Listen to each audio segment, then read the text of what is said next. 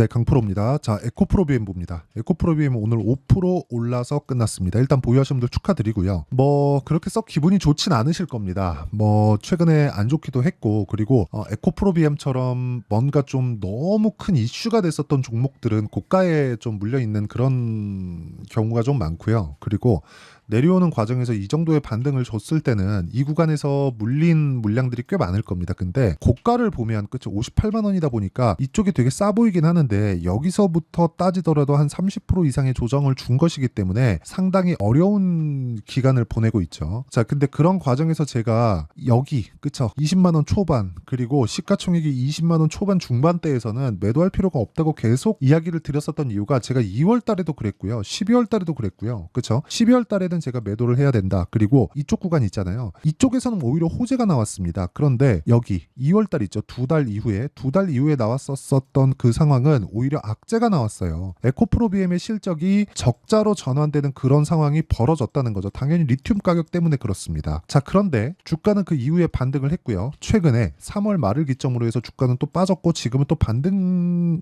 나오고 있는 그런 상황이에요. 근데 여기서 보시자고요. 11월 달에 저가를 만들었었던 거 빼고 여기는 공매도를 금지시킨다는 내용 때문에 반등을 했다면 시장에서 반등을 줄 만한 모멘텀을 찾고 있었다는 거죠. 그리고 나서 반등의 고점, 여기 대략 한 34만 원, 거의 한 100% 정도 상승한 그런 구간이잖아요. 이때 뭐가 나왔었느냐? 44조짜리 수주 계약이 터졌습니다. 연간 따지면 8에서 9조. 에코프로 BM의 양극재 생산 능력으로 따지면 23년도에 형성되어 있었던 17만 톤에서 18만 톤 정도의 양극재 생산 능력을 모두 다 쏟아 부었을 때 만들 수 있는 수주 계약이 터졌는데도 불구하고 주가는 떨어졌다는 거죠. 근데 반등 나오는 그 상황을 봤을 때는 에코프로 BM이 적자를 만들었었다는 거예요. 종합하면 뭐다? 주식시장은 선반영한다. 호재가 나왔다고 사는 게 아니고 악재가 나왔다고 파는 게 아니다. 그러면 이번에 나오는 그런 상황, 오늘까지 반등을 했는데 이런 상황은 뭐겠습니까? 악재가 나왔습니다. 그게 뭐예요? 테슬라의 실적이다. 테슬라의 1분기 매출 전년 대비 9% 하락, 저가 전기차 등 수입성에 집중하겠다. 이 말은 맞지 않을 수 있습니다. 저가 전기차, 즉 모델 2를 내보내겠다는 건데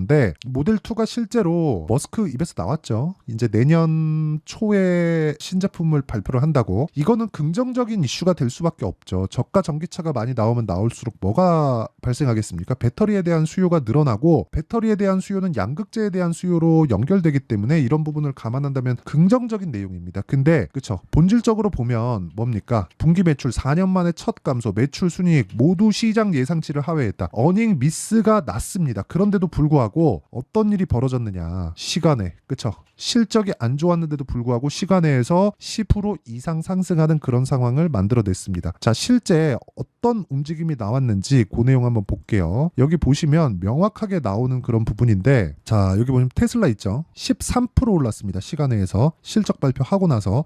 근데 실적이 안 좋았단 말이에요. 그런데 올랐다고요. 2월 달에 에코프로 BM의 움직임하고 같습니다. 그러면 에코프로 BM이 추가적으로 나빠질 수 있는 상황은 더 이상 나오지 않는다는 것을 테슬라가 보여준 거예요. 그러면 저가 전기차가 나온다. 그러면 추가적으로 양극재 수요가 더 필요해질 수밖에 없다. 이런 부분을 어디서 반영한다? 선반영했다. 이미 다 반영을 했다. 그럼 여기서 만약에 추가적으로 하락하는 상황이 나오려면 어떤 상황이 나와야 됩니까? 전기차 시대가 안 와야 돼요. 근데 전기차 시대는 왜 오죠? 환경 문제 때문에 그렇죠. 환경 문제는 공감대를 형성하기 쉽고 그렇기 때문에 정부 정책상 밀고 있는 그런 사업입니다. 그리고 이거는 없어질 수가 없어요. 트럼프가 된다고 해서 지금 진행하고 있는 여러 가지 공장, 폐배에 대한 그런 부분들이 없어질까요? 이렇지 않는단 말이죠. 그래서 지금은 너무 과도한 움직임에 대한 결과치를 우리는 봤다. 그리고 지금부터는 우리가 타점을 잡아야 되는 그런 구간에 있다. 자, 그 타점을 이해하기 위해서 제가 매매한 타점에 대해서 제가 실제 보여드리도록 하겠습니다. 일단 오늘 여기 보면 STX 조선을 매매를 한 결과 오늘 10% 정도 상승해서 끝났고요. 그리고 2차 전지에 대한 상황을 보면, 자, 보세요. 금양 제가 3월 달에 강한 구간, 그쵸? 강한 구간. 딱 갭이 발생한 그 시점에 공략을 해서 15%의 수익을 내고 눌림목 구간에 다시 공략한 결과 이쪽 구간에서 손절을 하고 다시 타점을 잡고 있습니다. 자, 이게 제가 수익 난 부분만 보여드린 게 아니라 15% 수익을 보고 12% 손실을 보고 금양입니다. 금양. 그쵸? 왜 제가 에코프로 BM을 이야기를 하면서 금양에 대한 부분을 먼저 보여드리느냐? 에코프로 BM은 금양보다 당장에는 약합니다. 금양은 469에 대한 이슈, 그쵸? 4695에 대한 이슈도 있었고요. 그리고 무엇보다 금양 관련된 내용으로 인해서 무언가 바뀐다는 게 아니라 주식 투자를 할 때 그룹화해서 묶여서 움직인다는 내용을 제가 이야기를 드리기 위함이고, 그 내용에 대한 부분이 이해가 된다면 그쵸? 올라가는 구간에서 가장 강한 종목을 매수할 수 있다. 그런데 금양이 추가적으로 움직이기 위해서는 당연히 여기 나오는 에코프로 BM의 움직임이 나와야 된다는 겁니다. 여기서 한 가지를 더 추가하면 2차전지 포트폴리오를 갖춰 날 때가 됐어요. 에코프로 머티까지예요. 이게 진짜 중요한데, 에코프로 BM은 양극재를 만들고요. 에코프로 머티는 전구체를 만듭니다. 전구체 플러스 리튬을 하면 양극재가 나와요. 그러면 여기서 우리가 생각해야 되는 부분이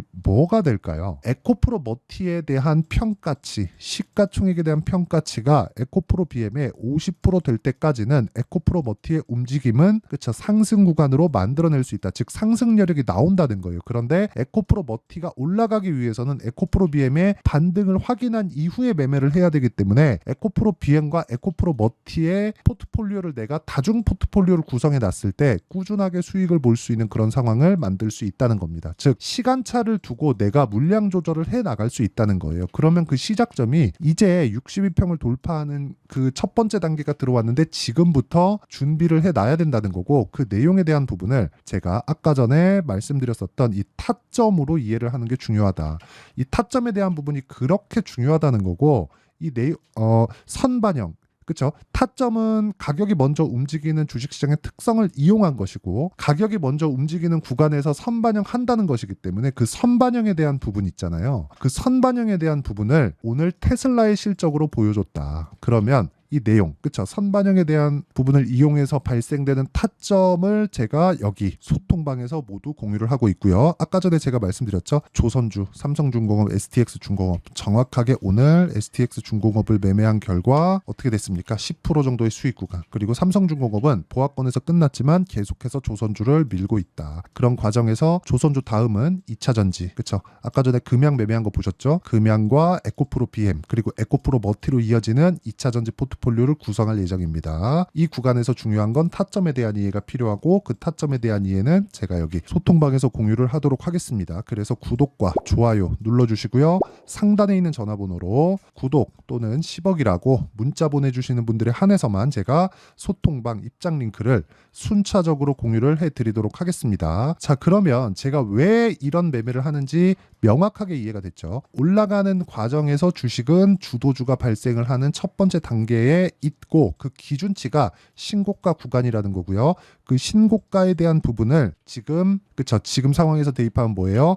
첫 번째 단계 62평을 돌파하는 그런 구간에 왔다. 여기서부터 타점을 잡게 되면 정작 신고가 이후에 나오는 눌림목 구간에서부터 수익이 발생하기 때문에 지금부터 준비해 놓으면 2차전지에 대한 내가 물려있다면 단가를 낮출 수 있는 상황을 만들 수 있고요. 그리고 내가 신규를 고려하고 있다면 효율을 높이는, 그렇죠? 보유 기간을 대폭 줄이면서 효율을 높이는 구간을 만들 수 있다. 그리고 이런 타점, 이걸 모두 다 이해하려면 타점에 대한, 가격이 먼저 반영하는 주식시장의 특성을 이해를 해야 되는데, 그게 타점에 대한 부분이고, 그 내용에 대한 부분을 여기 소통방에서 진행하고 있으니까 구독과 좋아요, 그렇죠? 구독과 좋아요 눌러주시고요. 상단에 있는 전화번호로 구독 또는 10억이라고 문자 보내주시면 제가 소통방 입장 링크를 순차적으로 공유를 해드리도록 하겠습니다. 자, 그러면 에코프로 BM은 지금은 왜 오를까요? 더 이상 나빠질 게 없기 때문입니다. 여기서 추가적으로 빠지려면 전기차 시대가 아예 그냥 끝나야 돼요. 근데 그럴 수는 없습니다.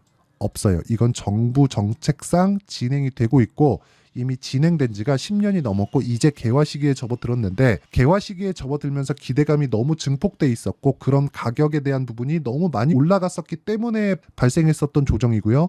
그 조정도 이제는 끝났고 실적이 꺾이면서 반등을 하는 상황을 에코프로 BM도 만들었고 테슬라도 만들었기 때문에, 이런 부분을 감안한다면 지금부터는 주식시장의 원리를 이해하고 내가 타점을 잡는 게 중요하다. 그래서 그 원리에 대한 부분을 여기 에코프로 BM의 가격 그리고 단기 보유 전략으로 제가 내용 준비를 해왔고, 요즘에 시장이 너무 어렵기 때문에 에코프로 BM의 실시간 타점을 제가 문자로 공유를 해드리도록 할 테니까 구독과 좋아요 눌러주시고요. 상단에 있는 전화번호로 BM이라고 문자 보내주시는 분들에 한해서만 제가 에코프로 BM의 가격과 단기 보유 전략 그리고 실시간 타점을 공유해 드리도록 하겠습니다. 내용 정리하면 그렇습니다. 에코프로 BM이 지금 반등을 한 건 테슬라의 영향이 있지만, 테슬라에 대한 부분은 그쵸? 이미 실적이 좋지 않을 걸 우린 알고 있었다. 그걸 어디서 봤어요? 주가가 사전에 내렸기 때문에. 그러면 실적이 안 좋게 나왔는데도 불구하고 올라간 그 부분, 그쵸? 시간에서 13%, 막 15%씩 이렇게 올라간 부분은 당연히 하락하면서 발생한 선반영이 되었기 때문이고, 지금부터는 더 이상 나빠질 수 없기 때문에 올라간 거고, 이걸 23년으로 돌려서 보면 SK 하이닉스 그리고 반도체 종목이 움직였었던 첫 번째 구간으로 볼 수가 있습니다. 이런 구간을 이용했을 때 내가 어떻게 매매를 하고 어느 정도 결과를 낼 수 있는지 그 내용을 제가 다 보여드리도록 할 테니까 영상 끝까지 시청하시고요. 모든 분들이 성공 투자하셨으면 참 좋겠습니다. 자, 24년도가 돼도 여전히 시장은 녹록지 못합니다. 이런 상황이 벌어지는 건 어쩔 수 없습니다. 이런 상황에서도 수익이 나는 종목들의 구조는 변하지 않습니다. 즉 대시세 종목에 대한 구조는 변하지 않는다는 거고, 실제 제가 소통방에서 지속적으로 이야기를 드리고 있는 내용도 대시세 종목이나 시장 주도주를 공략하는 건 철저하게 가격 분석을 하라고 이야기를 드리고, 가격 분석 이후에는 이슈에 대한 파악, 그리고 이슈를 파악하고 나서는 다시 내가 얼마에 매수할지 그 타점에 대한 부분을 지속적으로 언급을 하고 있습니다. 자, 근데 생각해 보세요. 1월 달에 시장이 굉장히 어려웠습니다. 어려운 상황에서의 어떤 종목들이 강했냐 보면 반도체와 그리고 바이오입니다. 자, 실제 여기 보면요. HLB에 제가 실제 매매한 내용을 띄워놓고 보여드리고 있는데, 1월 22일부터 매매를 시작해서 4일 동안 31%의 수익 마감이 됐고요. 그리고 여전히 신고가 종목입니다. 자, 그리고 그 다음 어보브 반도체, 이름을 보시다시피 반도체 종목이죠. 그리고 AI 반도체는 지속적으로 강세를 보이고 있습니다. 이 종목도 신고가를 먼저 달성한 이후에 제가 21%의 단기간에 21%의 큰 수익을 내고 마감이 됐습니다. 다시 재공략을 준비하고 있고, 이런 부분은 소통방에서 다 공유를 해드립니다. 자, 그리고 그 다음 코세스. 자, 코세스 같은 종목도 당연히 그쵸, 신고가 종목이고요. 그리고 반도체 종목입니다. 이 종목도 영업일 기준에서 이틀 동안 대략 한 15%의 수익 마감이 됐습니다. 내용을 한번 보시면 어떻습니까? HLB를 포함해서 뭐 30%, 20%, 뭐 15% 이런 식의 수익이 지속적으로 발생하고 있는데, 이 세 종목 모두 다 신고가 종목이고 1월 달에 시장이 약세를 보이고 있는 구간에서도 강했었던 그런 종목입니다. 특징점이 하나 있는데, 그 이슈에 앞서서 가격이 먼저 반영했다는 거죠. 자, 근데 그게 기업 밸류업 프로그램이라고 하죠. 그 종목들도 마찬가지입니다. 오늘은 그 부분에 대해서 이야기를 드릴 텐데, 그렇게 제가 가격을 먼저 보고 이슈에 대해서 파악하는 이유는 결과적으로는 큰 시세를 먹기 위한 사전 준비 작업입니다. 실제로 큰 시세를 먹기 위해서 사전 준비 작업을 했을 때 여기 레인보우 로보틱스 127%, 그리고 ISC 98%, 그리고 한미반도체 97%의 큰 수익을 내는 상황을 만들 수 있습니다. 어떤 식으로 소통방에서 진행됐는지, 그쵸? 그 상황을 제가 이야기를 드린 건데, 이런 상황도요, 당연히 신고가를 공략했을 때 가능한 겁니다. 자, 그러면 이번에도 마찬가지입니다. 그쵸? 정부 주도의 코리아 디스카운트 해소 방안이 2월 달에 발표를 하고요. 그리고 2월 달에 발표된 내용을 토대로 주가가 움직이는 게 아니라 이미 움직인 내용이 있죠. 실제 이 내용은 크게 중요한 게 아니라는 겁니다.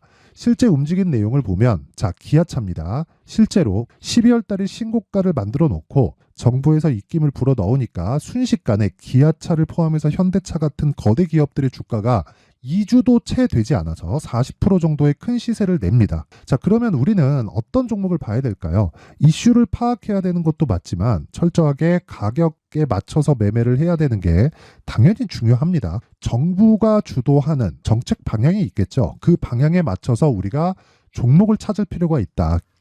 자, 그러면 답이 나왔습니다. 정부가 주도하는 방향에 맞춰서 제2의 기아차를 찾는 게 지금은 중요하다. 근데 정부 정책의 방향에 맞게 가자. 그랬을 때 앞서서 제가 보여드렸었던 내용인 여기 레인보우 로보틱스 127%, 그리고 ISC 98%, 그리고 한미반도체 97%와 같은 수익을 낼 수 있습니다. 물론 시간에 대한 부분은 최소 2주의 시간이 필요하고요. 그리고 최장 3개월 안에 끝내야 됩니다. 자, 기아차의 시세를 보셨던 것과 같이 2월 달에 정부 정책의 방향이 결정되고요. 바로 3월 달이면 시행입니다. 자, 그러면 우리는 거기에 맞춰서 당연히 종목을 찾아야 되고, 제가 제2의 기아차를 찾아놨습니다. 제가 아까 전에 소통방에서 이야기를 드렸었던 내용 다 공개를 해드렸는데 그 내용처럼 종목만 받고 싶다 하시는 분들은요. 상단에 있는 제 전화번호로 대시세, 자, 대시세라고 문자를 보내주시면 정부 정책의 방향에 맞는 종목을 모든 분들에게 무료로 공개를 해드리도록 하겠습니다. 자, 제가 원하는 건 채널 성장이 목적입니다. 자, 그래서 구독과 좋아요 꼭 좀 부탁드리고요. 모든 분들이 정부 정책에 맞는 방향으로 매매를 이어가서 큰 수익 보셨으면 좋겠습니다.